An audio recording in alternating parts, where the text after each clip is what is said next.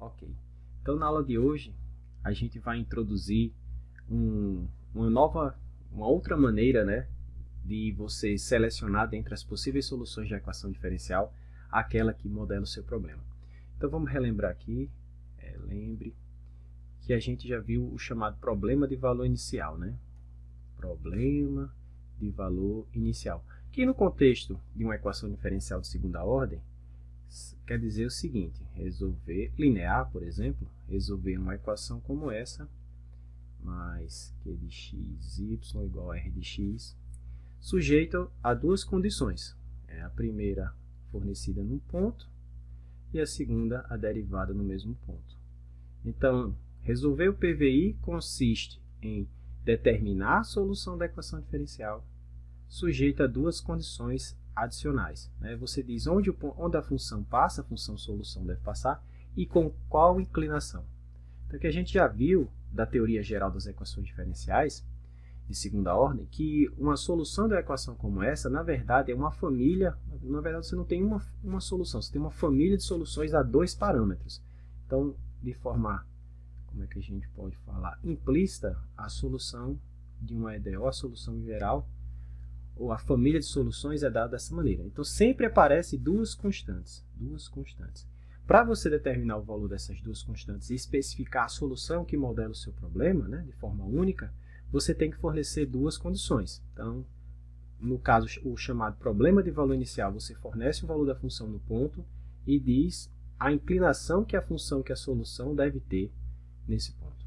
Tá? E aí, no caso, se a função p de x, a função q de x e a função r de x forem contínuas, então se essas funções, que a gente chama coeficientes da EDO, né, p de x, q de x e r de x, forem contínuas em um certo intervalo, por exemplo, AB,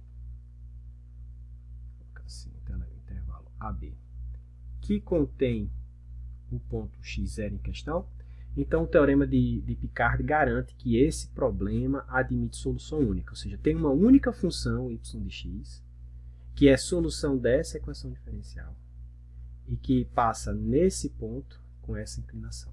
Tá? Essa é uma condição suficiente, não é necessária, mas se isso acontecer, é garantido que existe uma única solução y de x desse problema de valor inicial. Então, alguns problemas, quando a gente for estudar na parte de modelagem de equações, por exemplo, equações diferenciais parciais, alguns problemas nos solicitam que a gente tenha informações da função em pontos distintos. Ou seja, eles fornecem condições não no ponto e a derivada da função no ponto. Um exemplo típico disso é quando a gente está modelando, por exemplo, a oscilação, a onda numa corda. Então, você tem uma corda e você prende ela aqui nas extremidades, prende aqui numa extremidade, prende aqui nessa outra extremidade. Então, digamos aqui a origem, aqui o comprimento da corda é L. Você esticou a corda, né, e ela está nesse formato, e você solta, ela vai começar a oscilar. E aí, o que em geral a gente está interessado é como é que essa alturinha ou deflexão da corda varia como uma função da posição e do tempo também. Mas vamos esquecer o tempo por enquanto, né? Vamos ver só a parte espacial desse problema. Então, quando a gente vai resolver a equação diferencial que modela esse carinha, a gente fornece duas condições adicionais, assim como foi no caso do PVI. A gente impõe a condição de que a corda está presa numa extremidade, então a deflexão aqui é zero, não tem altura, e que na outra extremidade ela também está presa, ou seja, a deflexão é zero. Então a gente resolve uma equação diferencial, que também é uma equação diferencial de segunda ordem, vocês vão ver quando a gente chegar nesse momento, e aí a gente resolve essa EDO de segunda ordem, essa EDO de segunda ordem, sujeita a essas duas condições. Mas isso aqui já não é mais PVI, porque para você ter um problema de valor inicial, as condições da função, a função solução tem que satisfazer uma condição no ponto e a sua derivada no mesmo ponto. Então aqui eu não tenho o valor da função no ponto e a sua inclinação no ponto. Eu tenho condições diferentes. Então essas condições diferentes recebem nomes diferentes e são classificados de formas também diferentes. E é isso que eu vou mostrar para vocês agora. Então, quando a gente vai resolver uma equação diferencial de segunda ordem, eu posso fornecer outros tipos de condições para determinar essas constantes que aparecem na resolução do problema, né? Então, eu poderia, por exemplo, digamos que eu estou procurando uma função que é a solução da equação no intervalo AB. Tá? Então, eu posso fornecer o valor da função nessa extremidade, digamos que nessa extremidade a função vale esse valor, α1, e na outra extremidade, como no caso da corda que eu acabei de falar para vocês, ela tem um outro valor. Ou eu posso fornecer a derivada da função nessa extremidade, por exemplo, sei lá, α2, e o valor da função na outra ponta. Ou eu posso fornecer o valor da função em uma extremidade e a derivada na outra extremidade. Então, veja que tem várias possíveis combinações, né? Ou a derivada da função no ponto e a derivada da função no outro ponto, na outra extremidade. Tá? Essas extremidades são chamadas de contorno do intervalo, tá certo? Então, o que eu estou dizendo aqui é que eu posso fornecer o valor que a função solução tem nos contornos do domínio, nos contornos de onde a função está definida. Tá? Então, isso aqui vai dar origem ao que a gente vai chamar já já de problema de valor de contorno, ou PVC. Tá? A gente já viu como resolver um PVI, e vimos o teorema de Picard que garante a existência de uma solução única do PVI. Tá? Então, aqui mais à frente a gente vai ver também um teoremazinho que garante que o nosso PVC tem a solução. Então, existem várias possíveis formas de você especificar dois valores para determinar aquelas duas constantes C1 e C2. Por exemplo, eu posso especificar isso, eu posso especificar isso, eu posso especificar esses caras, ou ainda eu posso especificar uma combinação linear desses caras. Como assim? Eu posso especificar o valor que a função tem no ponto, sei lá, α1 vezes o valor que a função tem na extremidade, mais β1 vezes a derivada da função na mesma extremidade, sei lá, igual a γ1. Ou eu posso fornecer também o valor que a função tem que ter na outra extremidade, mais o valor que a função tem que ter na outra, a derivada dela na outra extremidade. Tá certo? Então, cada tipo de condição dessa aparece em problemas específicos de modelagem. E esses caras têm nomes, tá certo? Então, por exemplo, essa condição aqui a gente vai chamar já já de condição de Dirichlet. Essa condição a gente vai já já chamar de Neumann. Essa aqui já já a gente vai chamar de Robin. Então, cada uma dessas formas de especificar dois valores, seja da função, seja da derivada, ou seja da combinação linear desses dois carinhas, a gente vai dar o nome de problema de valor de contorno, ou na verdade condições de contorno. O problema de valor de contorno consiste em resolver a equação diferencial com essas condições adicionais. Tá? Mas essas não são as únicas condições que podem aparecer. Essas condições são chamadas de condições regulares, tá? Condições de fronteira regular. Então, as condições de fronteira regular são exatamente essas, onde eu forneço o valor da função ou da sua derivada na fronteira do intervalo ou no contorno, né? Porque para a gente aqui as soluções estão definidas em um intervalo fechadinho como esse que eu coloquei, né? A função toma valores no intervalo tipo AB. Mas quando a gente for estudar EDP, então lá uma função de duas variáveis, por exemplo, a função de x e y, então o contorno, o domínio onde a função está definida não vai ser mais um intervalo, vai ser uma região no plano. Então quando eu falar, por ocasião lá de contorno, eu estou me referindo realmente ao contorno do domínio, entendeu? Então essa é uma nomenclatura que fica até para esse caso. Então quando eu falar o contorno desse intervalo, é o conjunto formado apenas por esses dois números, A e B, que são os extremos, né, do intervalo. Tranquilo? Ok, então vamos para frente. Então, essas condições que envolvem a função, o valor que a função tem em sua derivada no contorno, dão origem ao que a gente chama de condições de fronteira regular. Tá? Então, os principais tipos de condições de fronteira regular são as condições de Dirichlet. Como eu comentei, você fornece o valor que a função tem no contorno. Tá? Então, você fornece o valor que a função deve ter nas extremidades. A gente tem a condição de Neumann. Ela prescreve o valor da derivada na fronteira, né? Vocês vão ver que quando a gente estiver estudando no caso da EDP, se minha região for assim, o domínio da função, né? Se U toma valores numa região como essa e retorna um número real. Então, uma coisa é você fornecer o valor da função na fronteira. Então, você diz quanto que a função vale ao longo dessa curva, né? A fronteira aqui é uma curva, né? No outro caso, a fronteira é um conjunto apenas com dois pontos, né? E aí, no caso, quando a gente for fornecer a derivada, a gente define a derivada normal aqui, né? Aí vocês vão ver o que é a derivada normal por ocasião, quando a gente for resolver isso aqui, tá? No caso de problemas de modelagem de EDP. Ok, uma outra forma de a gente prescrever dois outros valores é o que a gente chama de condição de Robin ou condição mista, tá? É onde você tem, como eu falei, a combinação linear dessas condições que eu falei anteriormente, né? O valor da função no ponto e a derivada no mesmo ponto, mais, né? Quer dizer, essa soma igual a um certo valor, e o que você tem que prescrever em um lado da fronteira, né? Ou seja, numa extremidade, e na outra também. Tá? Então, é comum a gente abreviar essas maneiras de escrever essas condições através de um uso que a gente usa de um operador que a gente chama de operador de fronteira. O que é que esse operador faz? Ele só diz qual é o valor que a função tem que ter em uma extremidade e o valor que a função tem que ter na outra extremidade. Por exemplo, se eu estiver tratando do intervalo AB, né, e se a minha função y é uma função que toma valores nesse intervalo aí, tá certo? Y toma valores em i retorno número real. Então, se eu aplicar esse operador de fronteira a y1, se eu tiver no caso de Dirichlet, o que ele vai me dizer é que isso aqui é exatamente igual ao gama 1. Ou seja, o que isso aqui está simbolizando no caso de Dirichlet? O valor que a função tem nessa extremidade aqui. Tá? Então, da mesma forma, se eu tiver na condição de Dirichlet e aplicar o operador B2 na função, ele vai me dar, como está escrito aqui, o gama 2, que nada mais é que o valor que a função tem que ter na outra extremidade.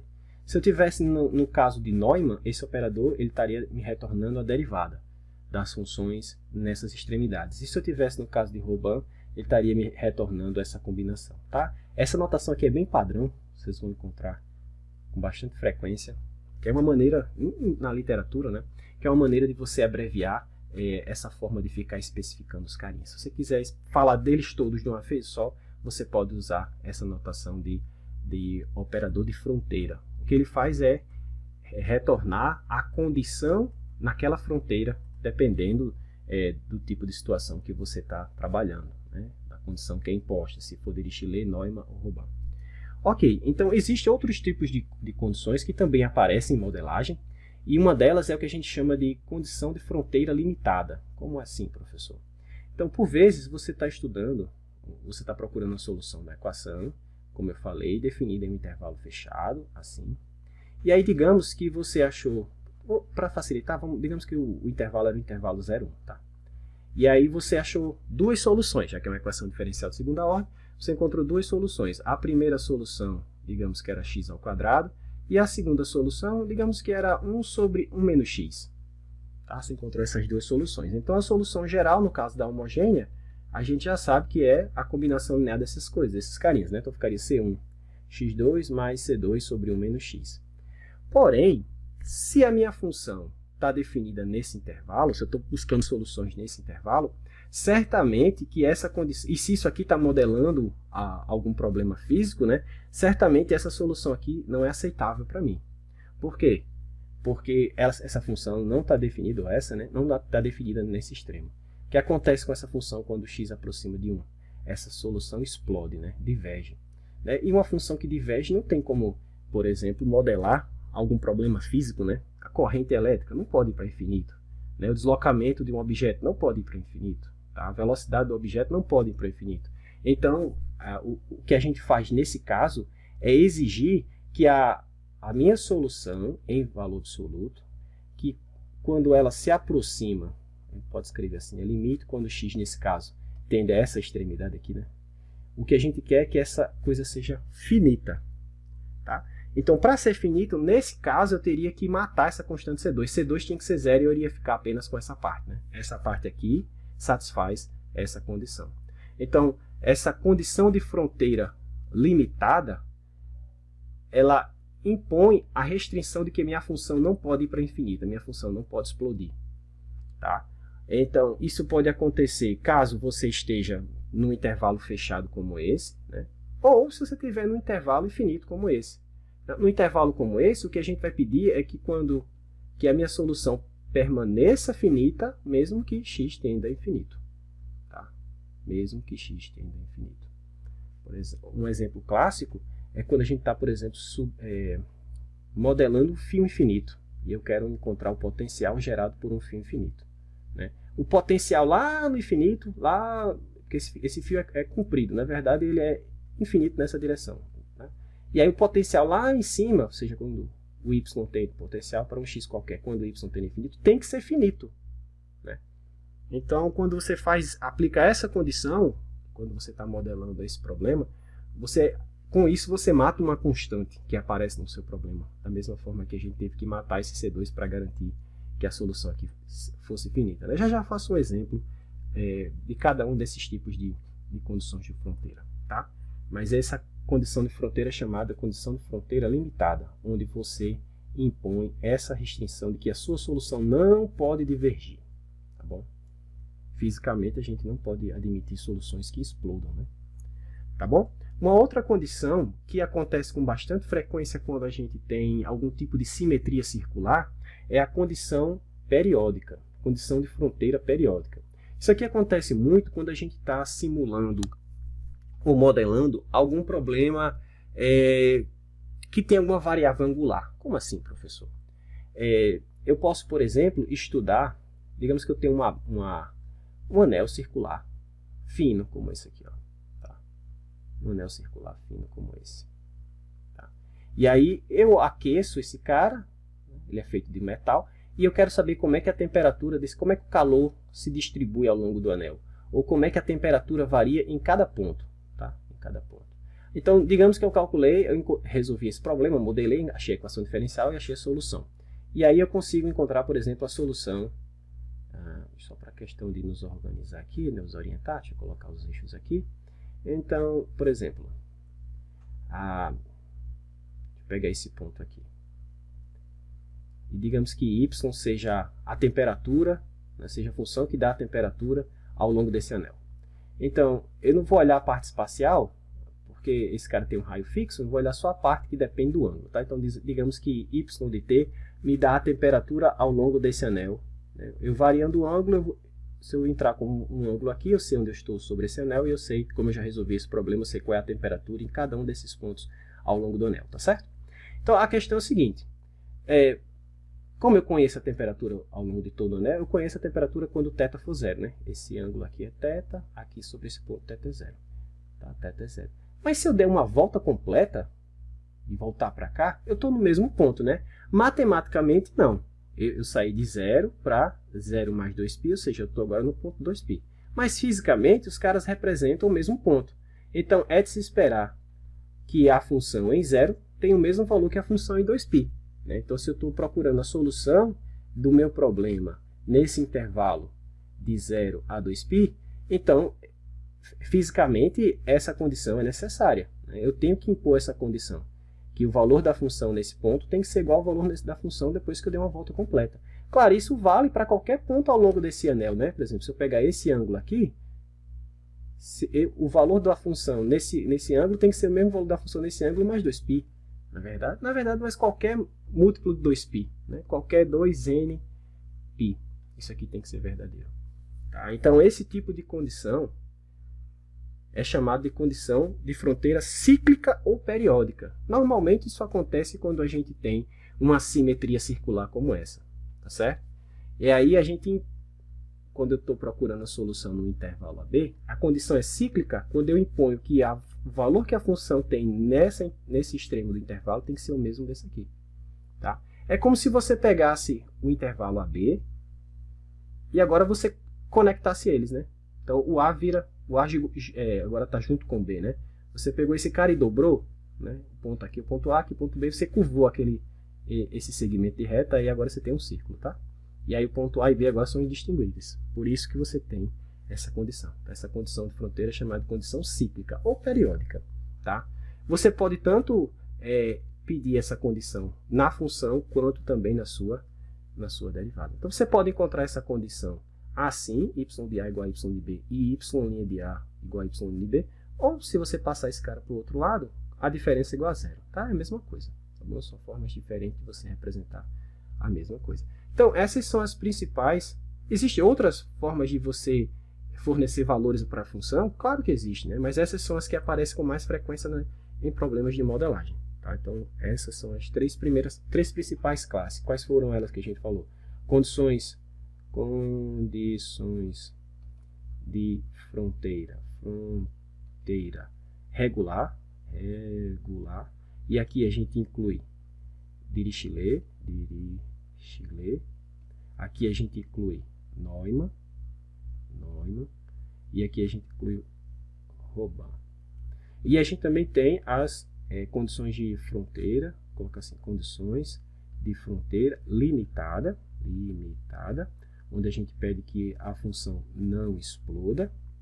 E a gente tem a condição de fronteira cíclica ou periódica, tá? Onde a gente pede que a função solução seja igual nas duas extremidades e a sua derivada também. Tá? Então essas são, de longe, as que aparecem com mais frequência, tá? Em problemas de modelagem. Principalmente problemas associados a EDP.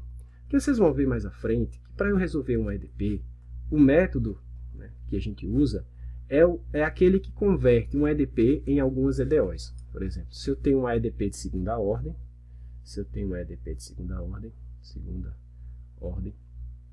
eu posso converter em duas EDOs. Ou se eu tenho uma de primeira ordem, para começar mais simples. Se eu tenho um EDP de primeira ordem, eu posso converter em duas EDOs de primeira ordem. Duas EDOs de primeira ordem. Tá? Através de um método que a gente chama de separação de variáveis. A mesma coisa acontece com um EDP de segunda ordem. Você converte em duas EDPs, só que agora de segunda ordem. E cada EDP dessa vem acoplada com uma condição. Pode ser uma condição inicial, que aí vai dar origem ao problema de valor inicial, mas a outra com certeza deve vir com um problema de valor de contorno. Tá? Então a gente resolve esse problema e recombina as duas soluções para ter a solução do problema. Tá? Vocês vão ver como é que a gente faz isso quando a gente estiver estudando a parte de EDP. Tranquilo? Então essas condições de fronteira aparecem com muita frequência nas resoluções de problemas de modelagem de EDP. Aí tem uma área que trata disso, que a gente chama de problemas de Sturm-Liouville. Pronto. Então, nos problemas de Sturm-Liouville, a gente trabalha direto com problemas de alto valor e alto vetor, que a gente vai ver mais no final, com essas condições, com esses PVCs, com essas condições de fronteira. Tá? Isso vai ser importante, por exemplo, quando a gente for definir série de Fourier e a série generalizada de Fourier. Aqui é uma outra técnica que a gente precisa para resolver EDPs. Ok, então deixa eu agora formalizar o que a gente chama de um PVC. Tá? Então, no contexto, a equação diferencial de segunda ordem linear não precisa ser homogênea. Então, resolver um PVC para a gente vai consistir no seguinte: determinar a solução de uma equação como essa,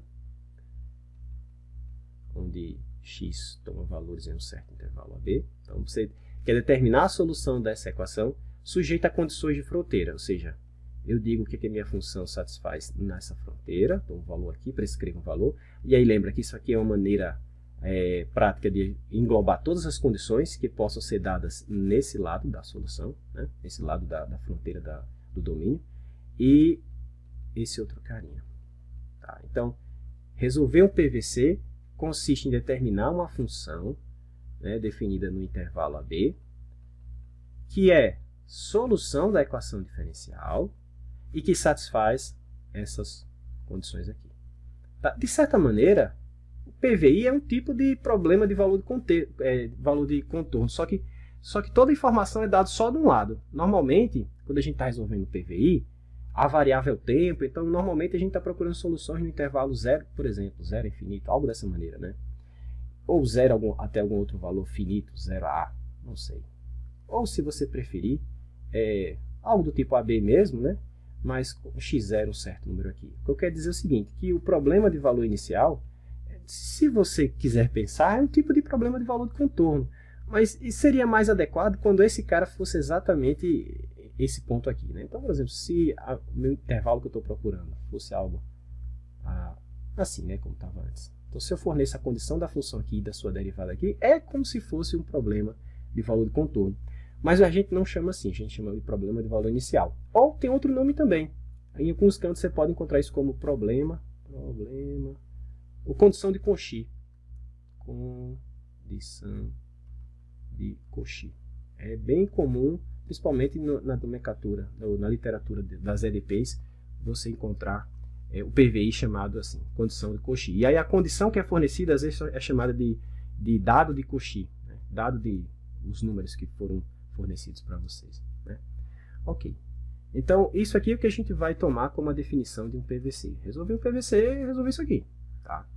Em tese, o que a gente faz? O que a gente assume? A gente assume que isso aqui é contínuo, que esse cara é contínuo, que essas funções são contínuas, né? No caso dos PVIs, a gente tinha o teorema de Picard, que dizia que se essas funções fossem contínuas, né, então o nosso PVI sempre tinha solução. Sempre. Única. Aqui no caso do PVC, por mais que esses carinhas sejam contínuos, pode acontecer do problema ter uma única solução, dele ter infinitas soluções ou dele não ter nenhuma. Tá certo? Então, a natureza do PVC é mais complicada assim, geometricamente, né? Do ponto de vista de estrutura, ela tem mais possibilidades de dar errado do que dar certo. Então, a gente vai ver já um teorema que vai nos permitir, vai nos fornecer condições suficientes para garantir que o PVC tenha solução. Tá? Então, o que eu vou fazer agora? Só exemplos, tá? Então, vou fazer um exemplo de resolução de PVC com cada um daqueles tipos de condições que foram dadas, né? Condições regulares, condições de fronteira limitada e condições cíclicas. Tá? O interessante é como é que a gente aplica, né, as condições. A forma de resolver a equação diferencial, os métodos a gente já viu. Tá? A gente já viu que para resolver a equação diferencial de segunda ordem, primeiro, a gente só resolve de forma prática, né, aquelas onde o coeficiente é constante. Tá? Então, se não for constante, salvo Cauchy, olha que a gente tem uma maneira de resolver, a gente não resolve, tá certo? Ou se a equação tiver uma simetria muito grande, como a gente vai ver na próxima aula. Mas então a ideia é o seguinte: resolver essa equação a gente já sabe, né, com coeficientes constantes. Acha a solução homogênea, acha a solução particular, né, para esse cara aqui, e aí a solução geral vai ser a soma desses dois carinhas. Então, eu não vou ficar repetindo muito como é que a gente faz isso. Tá? Tanto que a maioria dos exemplos vai utilizar essa EDO aqui. Ou vai ser y duas linhas mais y', ou vai ser y duas linhas menos y', como está aqui. Então, eu vou sempre usar essa equação. Porque o importante agora não é a resolução desse cara. Claro que é importante. Mas a ideia do que eu vou fazer agora é a gente entender como as condições de fronteira afetam a possibilidade de ter ou não solução. Tá certo? Então, eu vou escolher uma equação modelo e vou só mudar a parte homogênea, né? Colocar uma parte aqui para não ficar... para ficar não homogêneo em alguns exemplos, e vou mudar as condições de fronteira, para a gente ver como as condições de fronteira influenciam na possibilidade do problema ter ou não solução, tá bom? Então o foco aqui não é resolver a equação diferencial que a gente já sabe, o foco é como as condições de fronteira altera a possibilidade do problema ter ou não solução. Quando eu falo problema ter ou não solução, é do PVC, tá bom? Então vamos começar com esse probleminha aí. Ok, então ele pede para a gente fazer o seguinte: determine a solução dessa equação nesse intervalo, né, de forma que a minha solução permaneça limitada. Ou seja, é exatamente aquele caso que eu falei, condição de fronteira limitada. Tá certo? Então, a equação diferencial é essa. O domínio onde eu estou buscando solução é esse. Tá?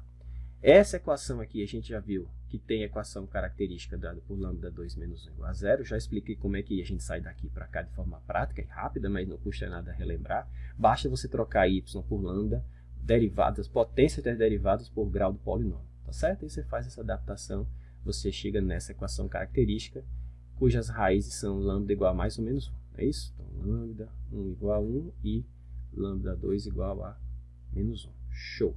Menos 1. Então, a minha solução geral vai ficar uma constante vezes a elevada à primeira raiz vezes x, a primeira raiz é essa aqui, né? Mais outra constante vezes a elevada a menos a segunda raiz, né? Quer dizer, menos, quer ter o menos aqui, x. Ok, então essa é a solução geral, né? Solução geral. O que eu quero fazer agora é determinar se esse meu PVC tem solução. Qual é o PVC? Determinar a solução dessa equação, a gente já viu, está aqui, sujeita à condição de que a minha função tem que ser limitada. Esse cara não pode explodir. Tá? Mas olha só, eu estou buscando a solução no intervalo de 0 a infinito. Tem algum problema essa função em 0? Claro que não. Em 0 ela vai ficar C1 mais C2, né? Se eu calcular essa função em 0, eu vou ter isso, sem problema. C1 e C2 são constantes, são duas constantes que são números, portanto, finito. O problema é o que acontece com essa solução quando x tende a infinito, que é o outro lado do intervalo, né? Quando x tende a infinito, o que acontece com e elevado a menos infinito? Vai para zero, né? Esse cara vai para zero. Então, zero é um número, permanece finito. Nosso problema mesmo está com essa parte aqui, ó. Porque quando x tende a infinito, esse cara vai para infinito. E, portanto, a solução diverge. Então, para garantir que a solução não venha divergir, eu não posso ter esse cara. Mas eu não posso simplesmente dizer não exista, porque ele é a solução da equação. Então, o que eu faço formalmente? Eu faço C1 igual a zero. Porque C1 é uma constante arbitrária, né, que deve ser alterada ou adaptada ou ajustada de acordo com o meu problema, de acordo com a minha condição. Então, para que isso aqui seja verificado nesse exemplo, eu tenho que tomar C1 igual a zero. Tá? E aí eu fico com a solução aceitável do problema, como sendo C2 vezes E elevado a menos x. Então, essa é a solução aceitável do problema. Então, esse problema tem solução, admite solução, né? Ah, professor, quem é C2? Bom, ele tem que fornecer outra condição. Por exemplo, digamos que ele dê o valor da função em zero também. Digamos que ele diga, em zero, a função vala, sei lá, y0. Pronto. Se ele fizer isso, então é só você calcular em zero. E elevado a zero vai dar 1 vezes C2, isso é igual a y0. Portanto, y de x vai ficar uma constante vezes E elevado a menos x. E aí veja que o problema não só admitiu solução, mas como solução única. Tá bom? Então, esse PVC, mais à frente a gente vai dizer que ele é bem posto. Que existem dois tipos de problemas. E essa é uma nomenclatura que não é muito usada em EDO, mas em EDP é muito usada. É uma nomenclatura que foi desenvolvida por um matemático chamado Hadamard, que é o seguinte: você tem duas classes de problema, aqueles que são bem posto e aqueles que são mal posto. Mal posto, como assim? O cara escreveu errado? Não. O problema ele é bem posto, como a gente vai ver já já, se o PVC admite solução, essa solução é única e a solução varia de forma contínua com a condição inicial. A gente não vai olhar muito para esse terceiro ponto, não. A gente vai nos fixar mais nesses dois primeiros, que é existe a solução e ela é única. Tá certo? Então, se um PVC tem solução e a solução é única, a gente diz que esse problema que foi dado para a gente, ou seja, determinar a solução dessa equação nesse intervalo, com essa condição, e essa última, né, que eu coloquei aqui nesse cantinho, ó, é um problema bem posto. Tá certo? Ok, então vamos para frente. Deixa eu ganhar aqui um espacinho, deixa eu apagar esse pedaço.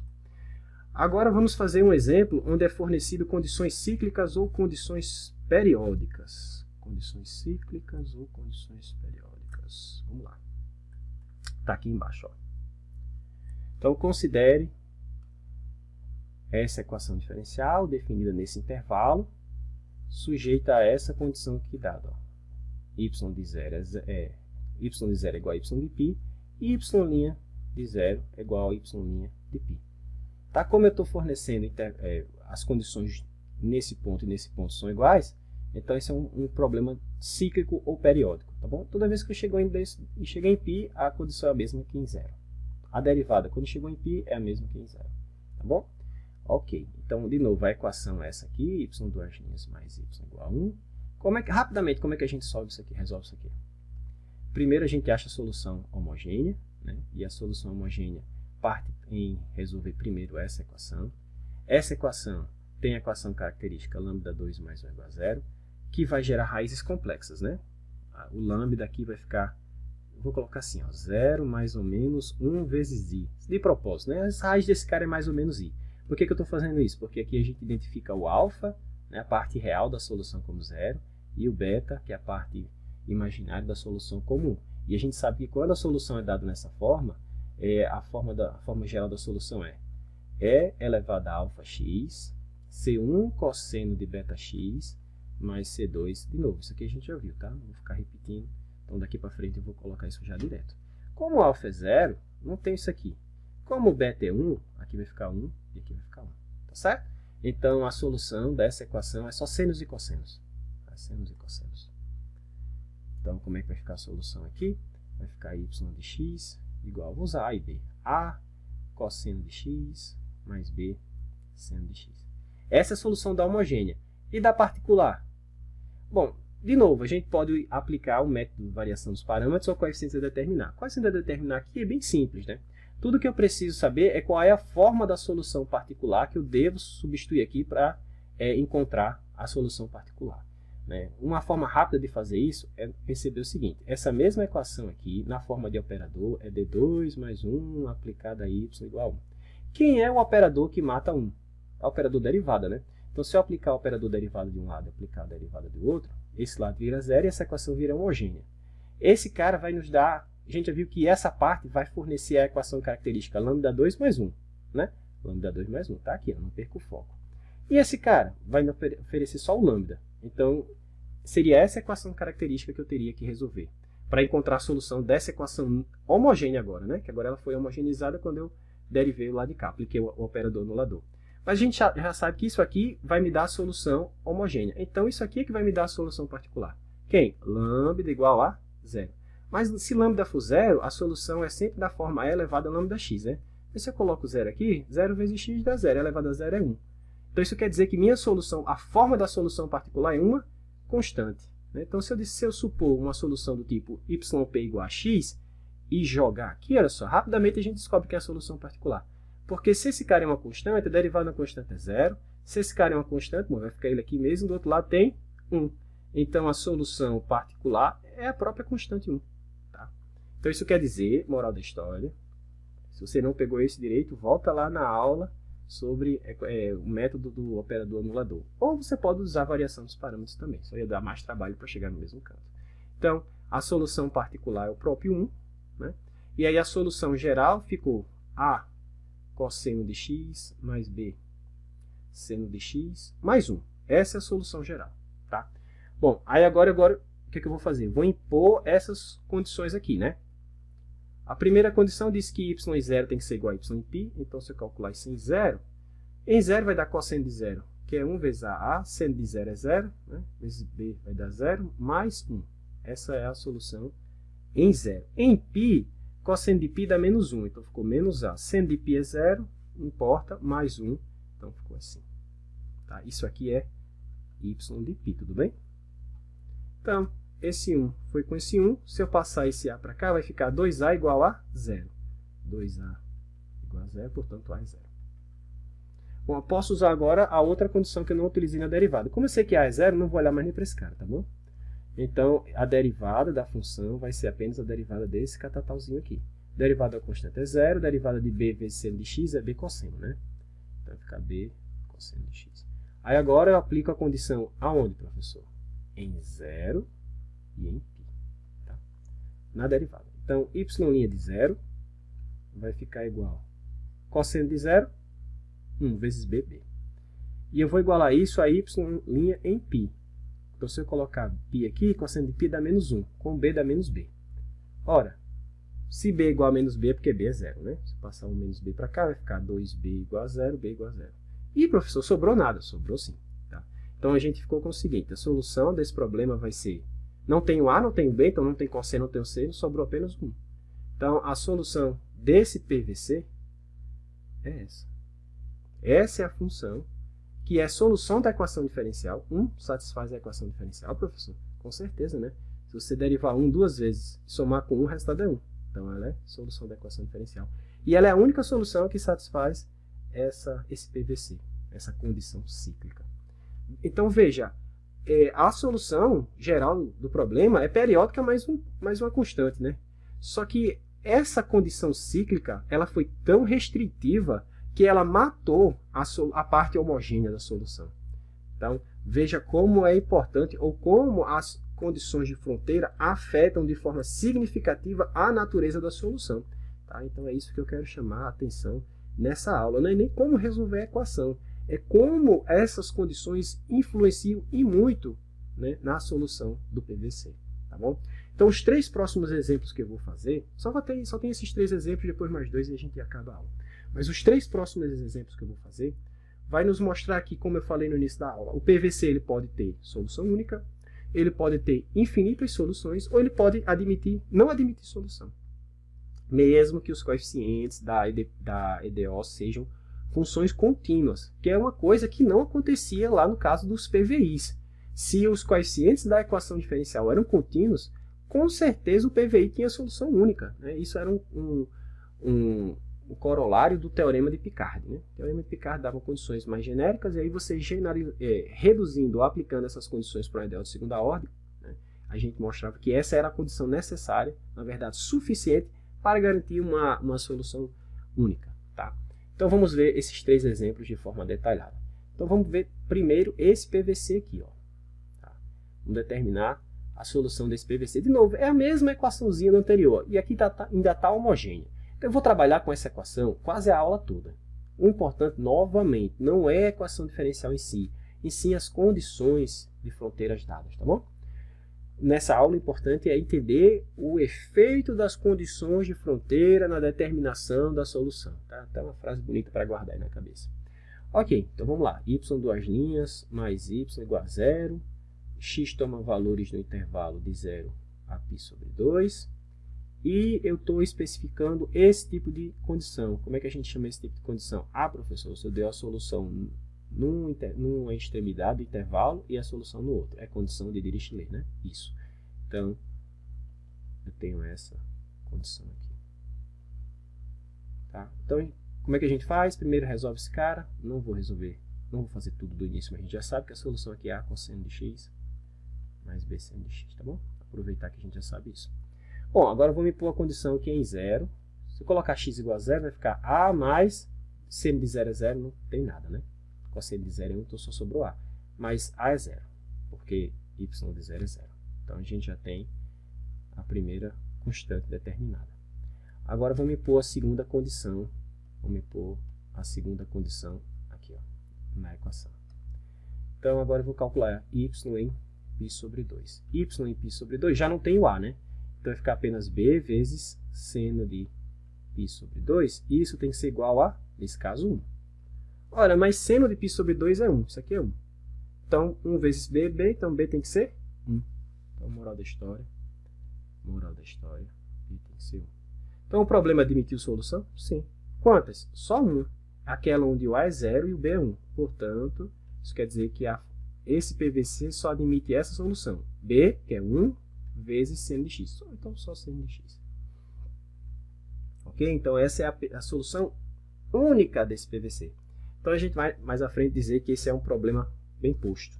Tá certo? Admite solução e ela é única.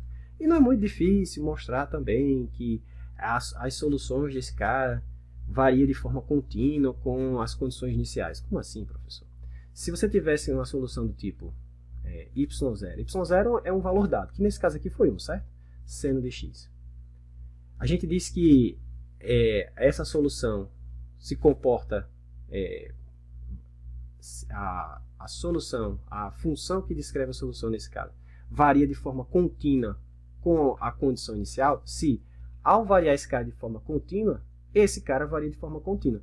Ora, mas não tem o que mostrar aqui, né? Se esse cara aqui varia de forma contínua, por exemplo, se y0 era 1, e aí você foi aumentando esse valor até 2, o valor da solução vai partir de 1 vezes seno de x, de forma contínua, né? Tem todos os possíveis valores que você pode colocar, até 2 seno de x, certo? Então, sim, ele satisfaz aqueles 3 pontos que eu falei para vocês inicialmente, que é a solução existir, a solução ser única e a solução, as condições iniciais. Se as condições iniciais variam de forma contínua, a solução varia de forma contínua com as condições iniciais. Então, nesse caso, esses 3 pontos seriam checados. Tá? E aí a gente diria que esse problema é bem posto. Mas a gente vai, de novo, só focar nos 2 primeiros, existência e unicidade. Ok, então vamos para frente. Vamos para o próximo exemplo. Então, no primeiro, solução única. Vamos agora ver esse outro caso. Então, vamos determinar a solução. A equação, de novo, é a mesma, mas as condições não. Tá? Então, y duas linhas mais y igual a 0, no intervalo agora de 0 a π, e ele diz que y de 0 é 0 e y de π é 0. Tá certo? Aqui a gente pode pensar como condição cíclica, né? Porque o valor da função nesse ponto é igual ao valor da função nesse. Não, professor, não dá porque eu teria que ter a condição na derivada, né? É verdade. Então, aqui ainda continua sendo Dirichlet.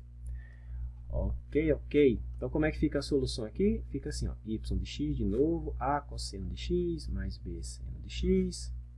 E aí, quando eu calcular isso em zero, igualar a zero, a gente já viu que o a vai dar zero, tá? Não vou refazer isso. Agora, a gente calcula essa condição em π. Em π vai ficar b vezes seno de π, e eu quero que isso seja igual a zero, tá? Só que, olha só, quanto é que é seno de π? Zero. Zero vezes qualquer coisa, independentemente do valor de π, perdão, independentemente do valor de b, isso aqui dá sempre o quê? Zero. Então, isso aqui é sempre satisfeito para qualquer b real. Então, isso quer dizer que a sua solução é, na verdade, assim, qualquer b, né, vezes seno de x. Não existe restrição em b. Qualquer b funciona. Então, quantas soluções eu tenho aqui?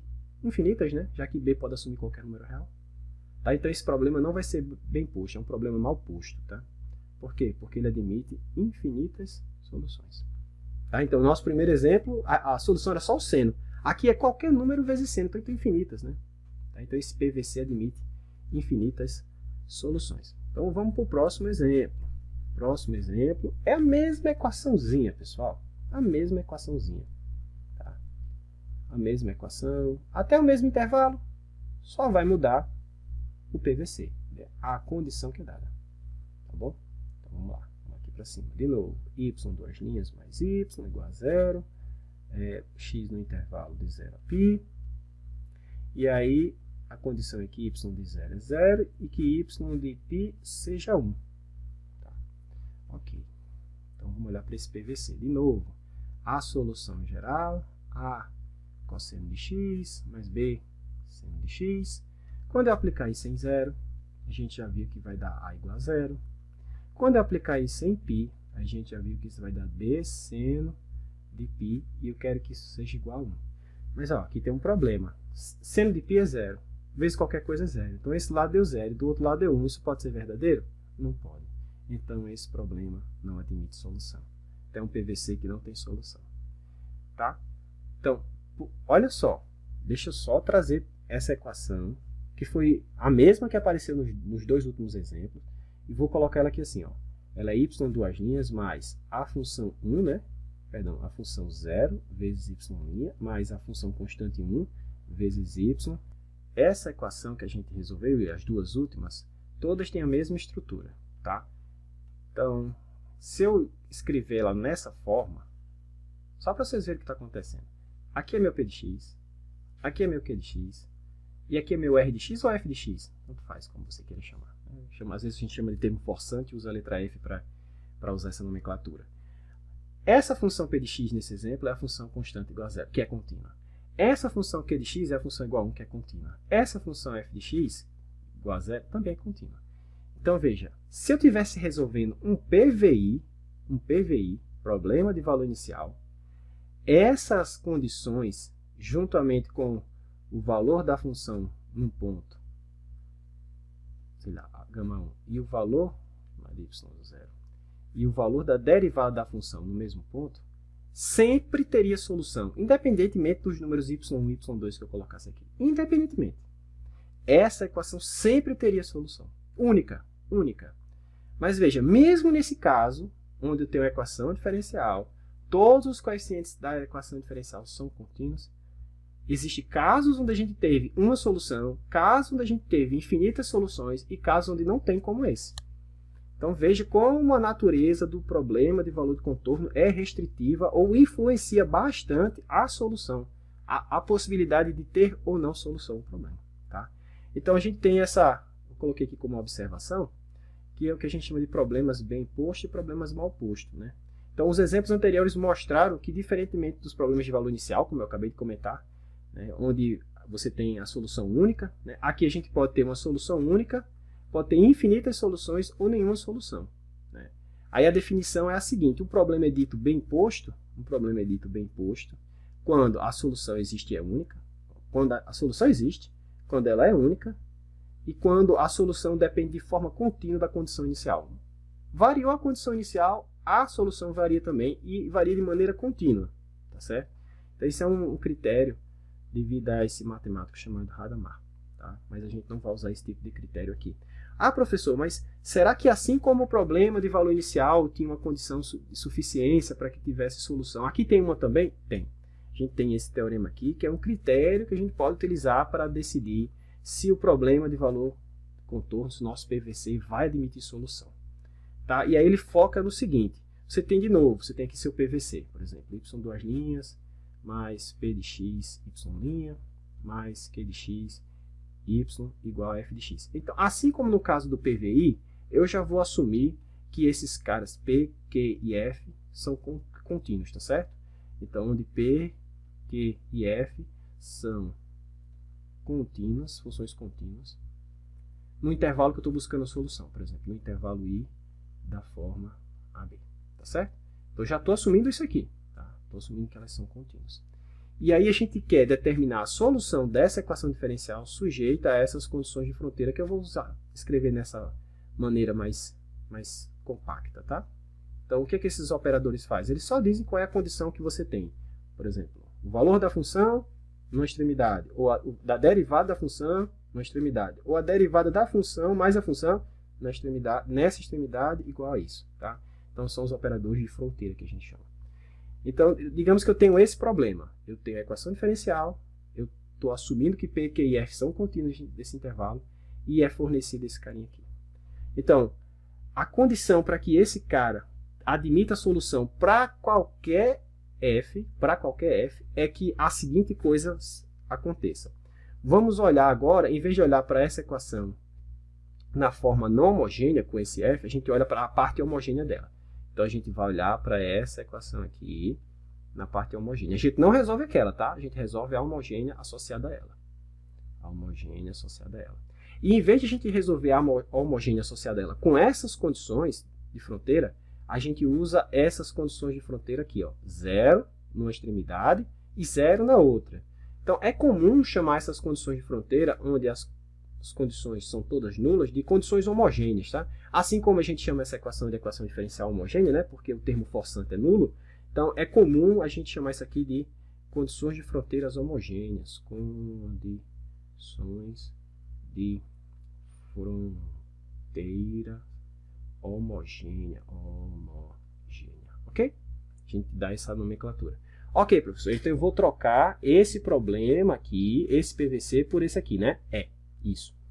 E aí a questão é a seguinte, esse PVC aqui, que eu acabei de escrever para vocês, sempre tem solução. Sempre tem solução.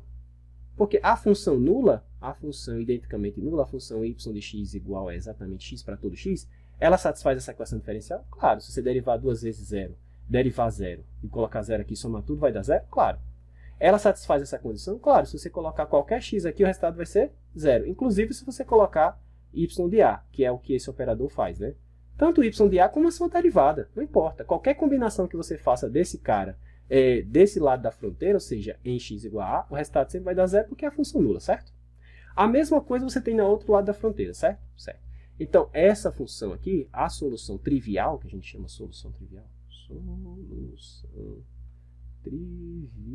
sempre é a solução da homogênea, sempre. Mas ela não me dá nada de informação interessante, né? Então, o que esse teorema está dizendo? Se a única solução desse PVC for a trivial, então esse PVC aqui, com completão, com qualquer f de x, tem solução. Para qualquer f de x que você me der. Então, basta eu resolver esse PVC e mostrar que a única solução que esse PVC tem é a trivial. Se isso for verdadeiro, então o meu PVC original tem solução, olha só, para quaisquer gama 1 e gama, qualquer números que você botar aqui, qualquer condição de fronteira que você me der, com qualquer f. Tá certo? Então vou mostrar para vocês agora como é que a gente utiliza esse resultado, esse teorema, para verificar se o meu PVC sempre vai ter solução. Tá? Essa é uma condição suficiente, ela não é necessária. É suficiente que a equação, o PVC, digamos assim, o PVC homogêneo com condições homogêneas admita a solução apenas trivial para que o PVC original admita a solução para quaisquer condições de fronteira e qualquer termo forçante f de x. Tá certo? Tem a demonstração aqui, mas eu não vou fazer não para não perder tanto tempo aqui. Tá? Mas tem a demonstração do material, depois vocês dão uma olhadinha. Ok, então vamos tentar utilizar esse critério aqui nesse exemplo. Ó. Tá? Aí ele diz o seguinte, verifique se esse problema de se esse PVC aqui, ó, admite solução única. Veja que ele nem está especificando quem é o gama 1 nem o gama 2. É quaisquer gama 1 ou quaisquer gama 2. E ele nem está dizendo quem é o f de x. É qualquer f de x, desde que ela seja contínua.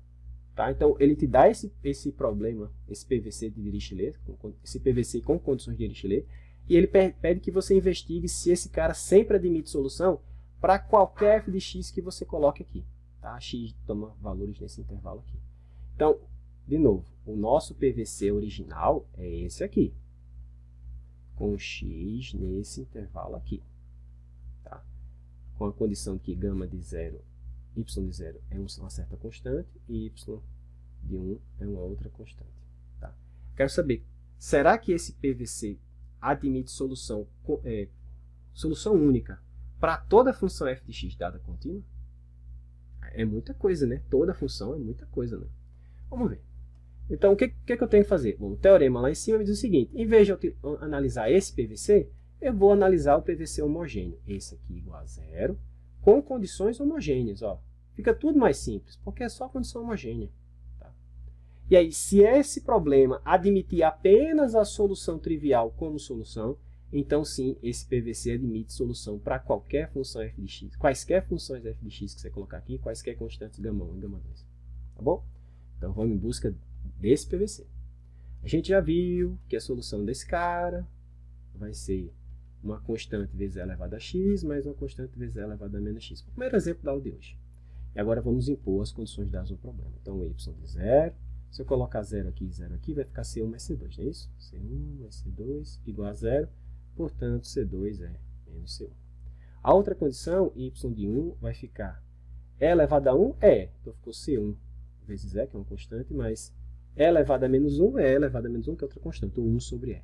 Então, com C2, E elevado a menos 1. Isso é 0 também. Tá? Então, eu posso substituir C2 por menos C1 aqui. E se eu fizer isso, vai ficar C1E menos C1E elevado a menos 1 igual a 0. Posso colocar o C1 em evidência, aqui vai ficar E menos E elevado a menos 1 igual a 0. Ora, essa diferença não é 0, porque só daria 0 se fosse E menos E. Né? Aqui é E menos 1 sobre E. E menos 1 sobre E. 2,72 alguma coisa, menos 1 sobre 2. Isso aqui não é 0, pessoal. Então, isso aqui é diferente de 0. Portanto, quem tem que ser 0 aí? C1. Então, C1 é 0. Ora, mas se C1 é 0, quem é C2? É 0 também, professor. É verdade. Então, moral da história, quem é a única solução que esse meu problema tem? Esse cara tem que ser 0, esse cara tem que ser 0, 0 vezes qualquer coisa é 0, 0 vezes qualquer coisa é 0, mais 0 é 0. Ah, então a única solução desse exemplo é a função nula, a função trivial, y de x igual a 0 para todo x. Isso. Então, como a única solução foi a solução trivial, então é garantido que esse PVC aqui admite solução para quaisquer constantes gama 1 e gama 2 e quaisquer funções f de x que você colocar aqui. Tá certo? Então é nesse sentido que a gente aplica esse critério, né, que veio do teorema anterior.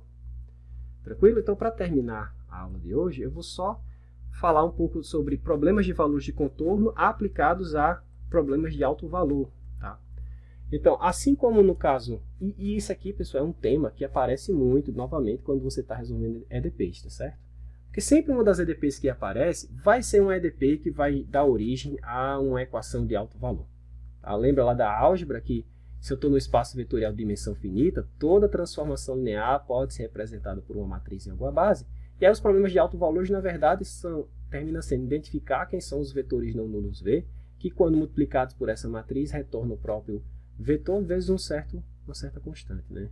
Então, esse aqui é chamado de problema de alto valor e alto vetor. O V aqui é chamado de alto vetor, né? Alto vetor. E o lambda aqui, essa constante, esse escalar, é chamado de alto valor. Né? Então, no espaço vetorial de dimensão infinita, em vez de a gente ter matriz, tem operadores de forma geral. Por exemplo, no contexto das equações diferenciais, os operadores são operadores diferenciais, como o operador derivada, como o operador derivada segunda, como o operador derivada segunda mais uma constante de derivada mais outra constante. né? Então, esses aqui são exemplos de operadores diferenciais e todos eles são lineares. Tá? Então, aqui a gente está em busca também de algo do tipo Ly igual a lambda y. Então, esse é o nosso problema de alto valor. Você tem um operador diferencial aplicado a uma função, né? Nossos vetores agora aqui são funções, que a gente está trabalhando no espaço da função, de funções, e aqui esse lambda continua sendo um escalar. Claro, aqui a gente sempre assume que a gente está procurando soluções diferentes da função nula, que é a função trivial. Então, as funções que satisfazem esse cara, que não são a função nula, obviamente, são chamados de são autovetores, mas aqui a gente, nesse contexto, chama de autofunções, né? Autofunções. E os lambdas para as quais isso aqui faz sentido, né? São chamados de autovalores ainda. Autovalores. Tá? Então, o que a gente vai fazer aqui? A gente vai estudar como esse problema de esses PVC, essas condições de fronteira, permite ter ou não solução esses problemas de alto valor e alto vetor. Tá certo? Então vamos ver aqui novamente no contexto de exemplos e claro, vou ficar usando a nossa equaçãozinha que a gente já vem usando lá de cima. Tá? Então o problema é esse aqui e a gente quer saber se existem essas funções y que satisfazem isso aqui e constantes lambda que satisfazem isso aqui. Tá certo? Então vamos começar com essa equaçãozinha aqui. Professor, mas essa equação y duas linhas mais lambda y igual a zero é um problema de alto valor? É assim, pessoal, só está escrito de maneira diferente, porque eu posso passar esse carinha para o outro lado, né? E aí, se eu olhar para cá, isso aqui nada mais é que o operador derivada segunda aplicado a uma função, e eu quero saber se isso retorna um número vezes ela mesma. Mas não tinha que ser lambda y, não importa aqui, né? Porque eu posso chamar esse menos lambda, sei lá, de mi, e aí eu estaria olhando esse problema aqui, que é a mesma coisa, tá certo? Então, a letrinha que eu uso, se é mais, se é menos aqui, doesn't matter, não importa, tá bom? Então, o que importa é que sim, esse cara aqui é um problema de alto valor, só que está escrito nesse formato. Tá? E aí a gente vai analisar ele nesse formato. Eu posso até trocar desde o início aqui lambda por menos lambda, para ficar com essa carinha bonitinha aqui, mas não vamos fazer isso não, porque vai introduzir sinais desnecessários para a gente. Tá certo? Então, esse é um problema de alto valor, se existir uma função que seja solução dessa equação diferencial, ela vai ser chamada de uma autofunção, né? Do operador, nesse caso, D2, né? E os lambdas para os quais isso aqui faz sentido vão ser chamados de autovalores. Tá certo? Então, de novo, o problema de alto valor que eu quero estudar é esse aqui. Ó.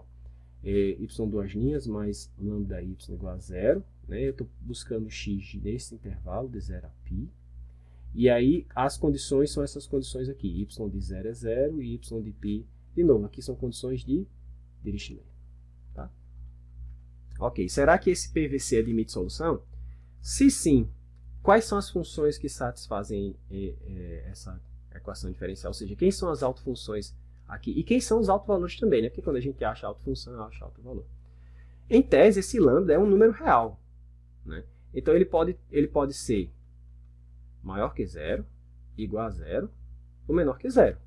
Então, a gente vai fazer o seguinte, vamos estudar os três casos, né? E verificar se acontece alguma coisa nesses casos. Então, deixa eu começar com o caso lambda igual a zero. Tá? Então, vamos para o primeiro caso. Lambda igual a zero. Tá? Então, se lambda for zero, não tem esse cara, né? Então, fica só apenas y duas linhas igual a zero. Então, eu só tenho essa equação aqui, ó, y duas linhas igual a zero. Tudo bem? Então, essa equação tem uma solução bem rápida. Qual é a função, ou quais são as funções que eu derivo duas vezes para dar zero? São as retas, né? As equações lineares. A mais bx, né? Mas se você quiser, a equação característica desse cara é lambda 2 igual a zero, né? Ou seja, tem raízes múltiplas, né? Lambda igual a zero é raiz múltipla com lambda 1 igual a zero e lambda 2 igual a zero, né? Duplicidade, né? Multiplicidade 2. Então, uma solução é elevada a 0x, a outra solução vai ser x vezes e elevado a 0x, né? Já viram? Se lembra lá da redução de ordem, quando eu tenho raízes iguais, eu encontro a segunda multiplicando por x, né? Então, essa solução é gerada por 1 e soluções desse tipo são geradas por x. Então, qualquer constante vezes 1 mais qualquer constante vezes x vai gerar a solução geral. Que é o que está escrito aqui, tá certo? Dito de outra maneira, é o que está escrito ali. Tá? Ok. Então, vamos aplicar agora as condições dadas no problema. Y de 0 é igual a 0. Mas y de 0 vai ficar a mais b. A mais b vezes 0 vai dar só a, né? Então, a é 0. Já sei que o a é 0. Então, por enquanto, a minha função está assim. Ó, y de x igual a bx. Então, a outra condição é y de π igual a zero também. Mas y de π vai ficar b vezes π. Isso tem que ser zero. Ora, b vezes π igual a zero, mas π não é zero, então b tem que ser zero. Tá? Então, a única solução aqui é a igual a zero, b igual a zero, só deu a solução trivial. A solução trivial é considerada autovetor? Não. Então, para o caso lambda igual a zero, não existe solução. Não existe alto valor nem alto vetor. Quer dizer, o alto valor seria zero, né, se existisse, mas não tem alta função, então o problema não tem solução. Então, se lambda for zero aqui, esse PVC não tem solução. Não existe alto valor aqui, nem alto vetor. Então, vamos agora para o outro caso, né? Se lambda não pode ser zero, então vamos lá. Suponho que ele pode ser maior que zero, né? Ou menor que zero. Vamos ver com qual eu vou começar agora. Vou fazer o outro caso. Maior que zero é igual a zero, deixa eu fazer menor que zero logo. Pronto, vamos começar com esse caso. Agora, lambda é negativo. Pessoal, esse caso lambda é negativo, eu posso fazer o seguinte. Eu vou escrever lambda como sendo menos, ou seja, ele sempre vai ser negativo. Para garantir que ele sempre vai ser negativo, eu vou colocar μ ao quadrado. Porque μ ao quadrado é sempre positivo, independentemente do valor de μ, né? Aí com esse menos aqui, eu garanto que esse lambda escrito nesse formato vai ser sempre negativo, tudo bem? μ é igual a um número real qualquer. Por que eu estou fazendo isso? Por que eu estou colocando esse quadrado? Primeiro, para garantir que isso aqui seja sempre positivo, e segundo, com esse negativo, esse cara vai ser sempre negativo, que é o caso que eu estou estudando. E segundo, porque vocês vão ver que em algum momento eu vou precisar extrair a raiz quadrada do que quer que esteja aqui do lado. Então, se eu for extrair a raiz quadrada, se eu deixar lambda, vai aparecer a raiz de lambda para cima e para baixo. Eu não quero ficar carregando a raiz de lambda. Então, se tiver μ ao quadrado, de alguma maneira esse cara vai cancelar com isso e eu vou ficar com μ, tá certo? Então, já adiantando que isso vai acontecer, eu já propus essa forma do lambda. Mas precisaria? Não, não precisaria. Só mesmo para facilitar as manipulações. Ok, então como é que ficou a equação agora? A equação vai ficar exatamente essa aqui, só trocando agora lambda por menos μ ao quadrado, certo? Então a equação diferencial fica assim, ó, y duas linhas, menos μ ao quadrado y igual a zero. Duas linhas, não ao quadrado. Qual é a equação característica aqui? Normalmente a gente usa lambda para montar a equação característica, né? Como eu já estou usando lambda aqui com outro papel, eu vou usar a letra R, tá certo? Então a equação característica aqui vai ficar R ao quadrado, né? Que seria lambda ao quadrado, menos μ ao quadrado vezes 1. Ou seja, ficaria isso, né? Tá? Então a equação característica ficou R2 menos μ igual a zero, ou seja, R ao quadrado igual a μ ao quadrado. Lembra que eu falei agora que em algum momento eu precisar tirar a raiz quadrada do que quer que aparecesse aqui? Pois é agora. Então se eu extrair a raiz quadrada aqui, ó, e a raiz quadrada aqui, eu vou ter duas raízes, né? R igual a mais ou menos μ, né? Então R igual a mais ou menos μ. De forma que as minhas soluções, ou minha solução vai ficar assim. Uma constante vezes e elevada a μx, mais outra constante vezes e elevada a menos μx, tá certo? E agora eu aplico as condições dadas. Em zero, vai ficar C1 mais C2, isso tem que ser zero, portanto C2 é menos C1. E agora, acho que é em π, né? Deixa eu ver aqui onde é que é a outra condição. Isso, em π. Tá. Então em π vai dar zero de novo. Então y de π tem que ser zero. Isso vai ficar C1 é elevado a μπ, mais C2 vezes elevado a menos μπ. Tá? Como eu já sei que C2 é menos C1, vou trocar aqui, tá certo? Tá aqui, em cima da gente. Aqui. Menos C1. Se eu colocar C1 em evidência, fica C1, que multiplica E elevado a μπ, menos E elevado a menos μπ, igual a zero, né? Só por questão de comodidade, se eu multiplicar por 2 e dividir por 2, eu não altero nada, né? Só que isso aqui a gente reconhece como seno hiperbólico, tá? Então ficou assim, ó, 2 vezes C1 vezes seno hiperbólico de μπ é zero. Então, quando é que isso aqui é zero? Eu tenho um produto de dois fatores, professor. Ou C1 é zero, ou seno hiperbólico de μπ é zero. Quando é que o seno hiperbólico é zero? O seno hiperbólico só é zero se o seu argumento for zero. Mas π não é zero, é π. E μ não é zero. Como é que eu sei que μ não é zero? Ah, μ não pode ser zero, porque lambda não pode ser zero. Como lambda é qualquer coisa menos zero, então, como esse cara não é zero, esse também não pode ser zero, certo? Então, como esse termo aqui não se anula, quem tem que se anular é o C1. Mas se C1 for zero, isso implica que o C2 também é, né? Por causa dessa relação. Ok? Show, né? Então, de novo, eu só tenho a solução trivial nesse caso. Então, tem autovalores e autovetores aqui? Não, para o caso nem lambda igual a zero, nem lambda menor que zero. Então, se esse problema admitir solução, tem que ser esse terceiro caso que eu vou mostrar agora para vocês, que é o caso Terceiro caso, que é lambda maior que zero. E aí eu vou fazer a mesma brincadeirinha, eu vou substituir lambda, só que agora por mi ao quadrado, né? Com mais aqui, tá certo? Porque esse cara eu garanto que é sempre positivo, tá bom? E aí se eu fizer isso, a minha equação diferencial vai ficar assim, y duas linhas mais mi2 e y igual a zero. A gente já viu que a solução desse cara, se você quiser montar a característica, é r2 mais mi ao quadrado igual a zero, ou ainda r ao quadrado igual a menos mi ao quadrado, se eu estar aí a raiz quadrada, vai ficar mais ou menos i mi. Tá? E a gente já sabe que quais são as soluções que vão aparecer aqui. A cosseno de μx mais b seno de μx, né? A cosseno de μx mais b seno de μx. Tá bom? Então são essas soluções que aparecem. Ok. Agora eu vou impor as condições. Y de 0 é 0. Quando eu fizer y de 0 e igualar a 0, seno de 0 é 0. Vezes b é 0. Então esse termo morreu. Então vai ficar, cosseno de 0 é 1. Então aqui vai ficar a. Então a é 0. Tá. Vamos para outra condição. Y de π também é 0. Então não olho mais para esse termo que ele não tem, né? Então quando eu fizer y de π, esse cara aqui vai ficar b vezes seno de miπ. Né? O x é π. E isso tem que ser 0. Tá. De novo, quando é que o produto dos dois fatores é 0? Quando ou esse aqui, ou b é 0, ou seno é 0. Ora, mas se b for 0, aí meu problema não tem solução. Porque o a já era 0. Se o b for 0, só tem como solução a solução o quê? Trivial. Então esse problema não tem solução. Mas eu quero que ele tenha. Será que dá para salvar ele ainda? Dá.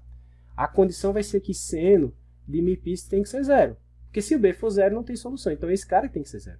Mas peraí, professor, seno de miπ pode ser 0? Pode, mi é uma constante qualquer, né? Na verdade, mi é um parâmetro que está associado com lambda. Mi é um parâmetro que tem que ser um número real qualquer, né? Então, em tese, é possível que eu consiga escolher um valor de mi que faça com que o seno disso aqui seja 0. Por exemplo, se eu colocar mi igual a 2, vai dar seno de 2π. Seno de 2π é 0? É, então mi pode ser 2. Mas só 2, professor? Não. Se eu fizer mi igual a 1, também vai dar. Seno de π não dá 0? Dá. Então, em geral, para que o seno seja 0, basta que seu argumento, que nesse caso aqui é miπ, né, que ele seja um múltiplo de π. Qualquer múltiplo de π que eu colocar aqui, um seno de um múltiplo de π qualquer, vai dar o quê? 0, né? Tá bom? Então, isso aqui é verdadeiro para n igual a 1, 2, 3, infinitos, né? Ah, professor, menos 1 também dá, menos 2 também, menos 3. É verdade. Só que como o seno é uma função ímpar, se eu colocar o menos aqui, esse menos vem aqui para fora e pode ser absorvido pela constante. Então, eu não preciso olhar para esses caras, tá certo? Mas n igual a 0 também funciona, professor. É, mas se n for 0, dá mi igual a 0. Mas mi não pode ser 0, a gente já sabe disso, né? Tá? Porque a gente está no caso lambda diferente de 0, portanto, mi também não pode ser 0. Então, a gente fica com esses possíveis valores de n aqui, tá? Mas o mais legal é que eu posso cancelar aqui, ó, o π com π, e aí eu tenho que os meus altos valores, eu conheço todos os altos valores. Meus altos valores, na verdade, são dados assim, ó. São qualquer um desses números. 1, 2, 3, 4. Então, são os números naturais. Tá? Então, eu tenho quantos altos valores? Infinitos. E para cada alto valor desse, eu tenho um alto vetor associado, né? Então, eu encontrei os altos valores, que são dessa forma, né? Mi igual a n, né? Para n igual a 1, 2, 3. Na verdade, esse não é o alto valor ainda, né? Meu alto valor é o lambda. E o lambda é igual a mi ao quadrado, ou seja, igual a n ao quadrado. Então, a gente diz aqui que os altos valores são quantizados, né? Quantizados no sentido que eles ocorrem como múltiplos de 1, né? 1, 2, 3, 4. Então, os altos valores da minha equação são esses. E quem são as autofunções? As autofunções são y de x igual a b vezes seno de mi x, né? Mas que é o mi para mim? N. Então, esses caras aqui são as autofunções. Aqui estão as autofunções. Que é comum a gente escrever assim, ó. yn, né? Porque para cada n aqui diferente, eu tenho uma autofunção diferente. E os autovalores associados a cada uma dessas autofunções são dados dessa forma, né? N, em qualquer caso, igual a 1, 2, 3, e assim por diante. Tá? Então, aquele problema admite infinitas autofunções, né? Você tem seno de x, seno de 2x, seno de 3x, seno de 4x. Isso aqui vai ser importante quando a gente for estudar, por exemplo, série de Fourier. Tá bom? Ok, vou fazer só mais um exemplo, e aí eu dou por encerrado para o vídeo não ficar muito longo. Teria um outro exemplo, aí eu deixo no material para vocês darem uma olhada. Tá? Ok. Então veja que aqui foi até tranquilo, né? A gente analisou os 3 casos, e aí um dos casos nos permitiu encontrar de forma até tranquila quem eram os altos valores e as autofunções. Esse próximo também vai dar para fazer, só que a gente não tem como encontrar esses números de forma analítica, como eu fiz agora, né? Como assim, professor? Encontrei uma expressãozinha para o lambda, né? Lambda é igual a n ao quadrado. Esse próximo agora a gente não tem como fazer isso, mas dá para resolver como a gente chama graficamente. Então, deixa eu mostrar para vocês. Então, é a mesma equação, é a mesma equação. É um intervalo, só que agora o intervalo é o intervalo 0, 1. E aí eu vou usar, em vez de condições de Dirichlet, que a gente usou lá em cima, condições de Robin. Eu forneço o valor da função no ponto, só que a outra condição vai ser a derivada mais a função. Tá certo? Então vamos ver, vamos encontrar quais são as autofunções e quais autovalores satisfazem essa equação aqui. Esse problema de alto valor e de alto vetor. Tá bom? Só está novamente, como eu falei, numa roupagem diferente, né? Mas é um problema de alto valor e alto vetor. Tá bom? Então, novamente, a equação é essa. Agora x está no intervalo de 0 a 1. Tá? Ok. E vamos fazer aquela mesma brincadeirinha. Vamos dividir em caso. Então, o primeiro caso vai ser lambda igual a 0. Lambda igual a 0, a gente já viu que vai gerar as soluções do tipo a mais bx, né? E aí, se eu impor a condição y de 0 igual a 0, y de 0 igual a 0, a gente já viu que vai dar a igual a 0, certo? A outra condição é na derivada e da função. Então, deixa eu derivar. Já não tem a. Então, se eu derivar, vai ficar só o b, né? E aí, a condição vai ser o seguinte. O valor da função no ponto, então, y de 1, que vai ser só b, né? Porque não tem mais a. Se eu colocar x igual a 1 aqui, eu coloco x igual a 1 aqui. Então, y de 1 dá b. E y' de 1 é b também, né? Certo? Então, a condição é y', y' de 1 mais y de 1 igual a 0. Então, vai ser b mais b igual a 0. 2b igual a 0, b é 0. Ora, mas se a é 0 e b é 0, então não tem solução esse problema, né? Tá certo? Porque aí só teria a função nula, e a função nula não é autofunção. Então, o caso lambda igual a 0 não me traz nenhuma informação. Então, agora vamos para o segundo caso. Segundo caso, vou fazer uma bolinha bonitinha aqui. Pronto. Segundo caso, lambda menor que 0. E aí, como de costume, eu vou fazer lambda igual a menos μ quadrado e um número real qualquer. E essa equação vai ficar reescrita, como a gente já viu, assim. E a gente já viu que a solução disso aí é uma constante vezes e elevado a μx, mais outra constante vezes e elevado a menos μx, né? Aí, i sem 0 vai dar C1 mais C2, né? Igual a 0. Então, C2 é menos C1. Guarda essa informação. Ok. Então, eu já posso até alimentar a própria equação, né? Para não ficar carregando C1 e C2 na hora que for derivar. Então, eu já sei que y de x vai ficar C1 é elevado a μx menos C1 vezes e elevado a menos μx, tá certo? Ou se eu colocar esse C1 em evidência, vai ficar C1 e elevado a mx menos e elevado a mx, né? Se eu dividir por 2 e multiplicar por 2, eu ainda simplifico mais, né? Porque isso aqui é seno hiperbólico de mx, tá certo? Então, vou fazer assim para ficar mais rápido, né? Seno hiperbólico de mx. Pronto. Aí agora eu vou precisar da derivada. O derivado do seno hiperbólico é o cosseno hiperbólico. Então, vai ficar 2c1 mi cosseno hiperbólico de mx. Então, a condição é o valor de sem 1 mais a derivada de sem 1 igual a 0. Então, se eu calcular y de 1 mais y' de 1, isso vai ser esse cara em 1, que vai ficar 2c1 seno hiperbólico de mi, mais 2c1, deixa eu colocar aqui embaixo, mais 2c1, estou colocando x igual a 1 aqui nesse, tá? É mi seno hiperbólico, cosseno hiperbólico de mi, isso tem que ser 0. Ora, o mi para a gente não é 0, né? Porque eu estou no caso onde lambda é diferente de 0, lambda é negativo, é diferente de 0. Se esse cara é diferente de 0, esse cara também não é 0. O único caso onde a função seno hiperbólico se anula é se mi for 0. O cosseno hiperbólico nunca se anula. E o único caso desse mi aqui ser 0 é se ele fosse 0. Então, como o mi não é 0, o cosseno hiperbólico não se anula e o seno hiperbólico não se anula, a única forma dessa coisa dar 0 é se o coeficiente C1 que está aqui for 0. Tá? Então, aqui me diz que C1 é 0. Mas se C1 é 0, C2 é 0 também. Então, de novo, eu só tenho a solução trivial que também não funciona. Não serve como autofunção. tá? Então, eu vou apagar aqui, para terminar e fazer o último caso. Talvez esse último caso seja o caso que vai ter alguma coisa, né, interessante. Vamos ver. Então, o terceiro caso, lambda maior que zero. De novo, eu vou escrever lambda como agora μ ao quadrado. Aquela equação vai ficar y duas linhas mais μ quadrado y igual a zero. E a gente já viu que esse cara aqui vai dar raízes complexas, de forma que a solução vai ser y de x igual a vezes cosseno de μx mais b seno de μx. Tá? E aí agora vamos aplicar as condições. De novo, se eu aplicar a condição em zero, vai dar a igual a zero. Certo? Se eu aplicar agora a condição da derivada, bom, a igual a zero, então eu já vou escrever direto a equação, não tem mais o a, vai ficar só b seno de μx. E aí eu vou precisar de φ1 e da derivada de φ1. Vamos calcular a derivada. A derivada do seno é cosseno, a derivada de μx sai o μ. Então ficou μb cosseno de μx. Vou calcular isso em 1, vou calcular isso em 1, somar igual a zero e ver o que a gente ganha com isso. Então ficou assim, b seno de μ, né, que o x é 1, mais μb cosseno de μ. Eu posso colocar esse b em evidência, né? B que multiplica isso. Isso tem que ser igual a zero.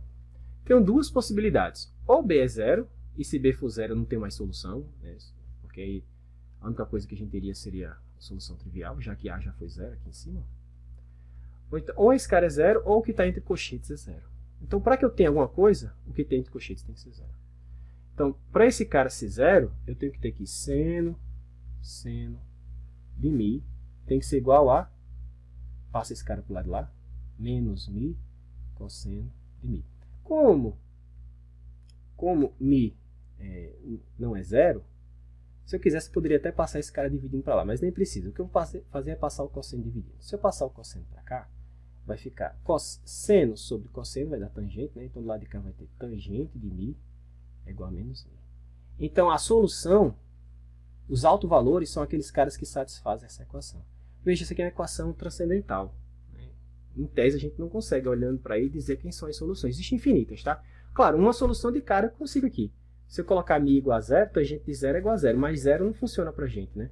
A gente sabe que zero não é aceitável aqui, por quê? Porque para mim o lambda é maior que zero, então μ não tem como ser zero. Tá? Então como é que eu faço para achar as soluções dessa equação, professor? Você pode fazer isso graficamente. Você faz o gráfico dessa função, faz o gráfico dessa função e vê onde elas se intersectam. Onde elas se intersectam, você vai ter as raízes desses caras, que são os altos valores, né? Na verdade, estão associados os altos valores. A raiz quadrada deles, a raiz quadrada desse cara, quer dizer, o quadrado desses caras é que vão me dar os altos valores, não é isso? Então, eu posso fazer isso graficamente. Deixa eu fazer aqui embaixo para vocês verem como é que funciona isso.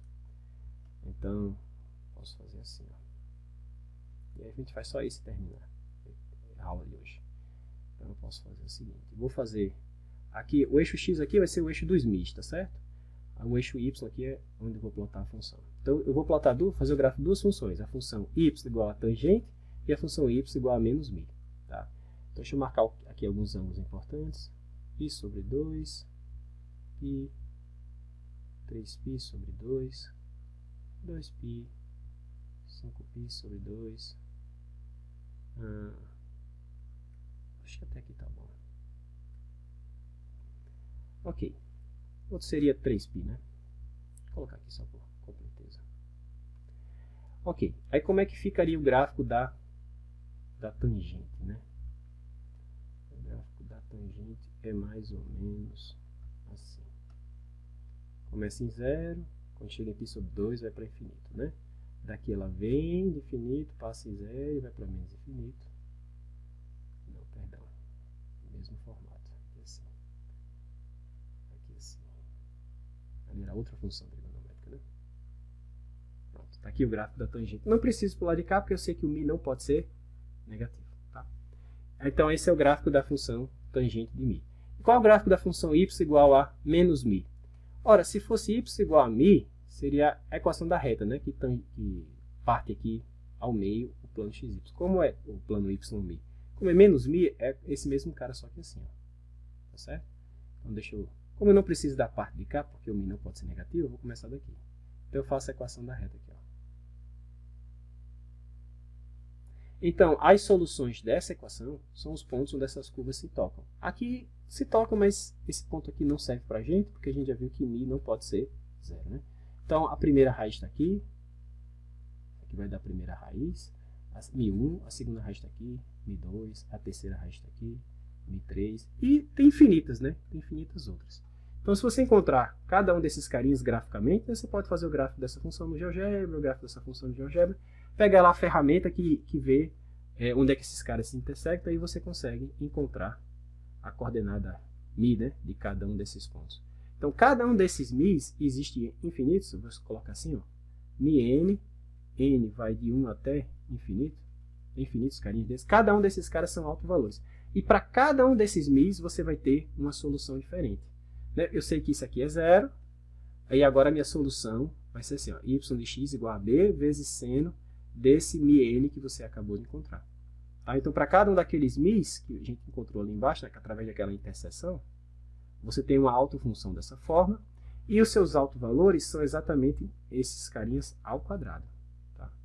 São exatamente esses carinhas ao quadrado. Aqui embaixo eu tenho o gráficozinho direitinho, e aí tem uma tabela com os valores onde esses pontos se intersectam. Então, se você fizer o gráfico, você vai ver o que eu acabei de falar, com essas interseções. Né? E se você for lá, por exemplo, se você fizer esse gráfico no GeoGebra, e for lá com a ferramenta de inspeção, você consegue encontrar a coordenada mi ou x, né, de cada um desses pontinhos. Se você fizer isso, a duras penas, você constrói...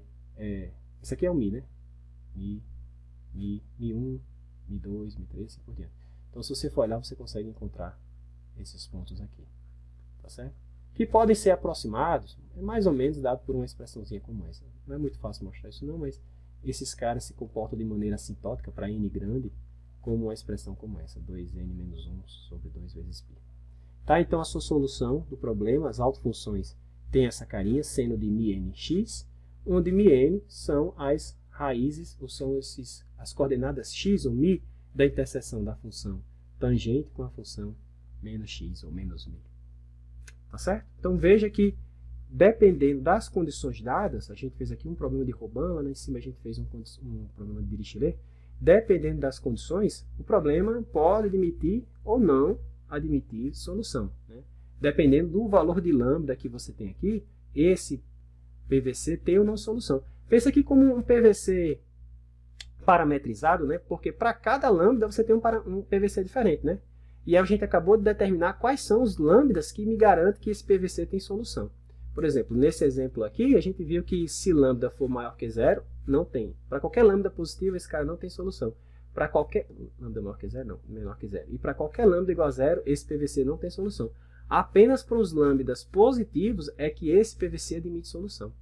Entendeu? Então, o que a gente fez aqui foi, estudando o problema de alto valor e alto vetor, a gente descobriu quais são os PVCs, ou quais são os valores de lambda, que são os autovalores, que fazem com que esse PVC admita solução.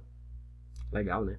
Vocês vão ver muito isso em aplicações, como eu falei, na resolução de EDP e na construção do que a gente chama de funções ortogonais, que vai ser a base para formar o que a gente chama de série de Fourier, né? Que são as séries dos senos e cossenos da vida. Né? Normalmente a gente usa o contrário, usa o AN para os cossenos de NX, mais os BNs para os senos de NX. Então, esses caras não surgem do nada não, tá certo? Eles têm a ver com isso que a gente viu agora. Então, isso aqui é a série de Fourier de uma certa função, f de x.